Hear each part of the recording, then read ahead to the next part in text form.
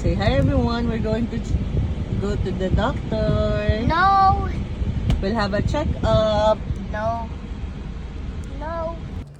Hey love, so yun na nga, nagpa-check up na naman kami kasi yung tatlong kids nagkaroon ng lagnat, ubo, and sipon over the weekends.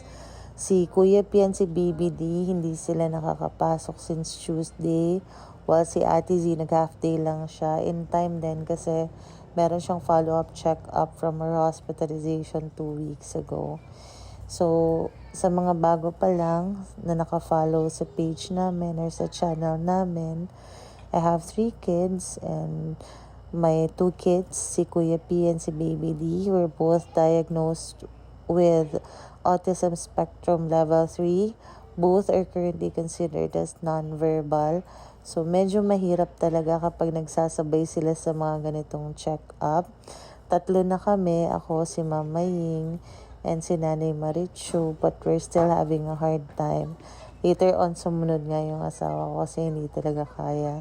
Si Baby D muntik nang masira yung weighing scale, tapos si Kuya P naman, nag-start na siyang mag-tantrum. So, buti na lang nandun si Ate Z kasi parang nahuhold niya yung temper ni Kuya P.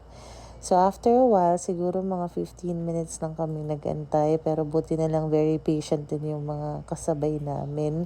And we didn't want to explain then na parang they have autism ba. So, ayun. So, si Baby D and si Kuya P binigyan ng antibiotics while si Ate Z naman, meron na siyang maintenance for her asthma. And then, umuwi na kami. Yun lang.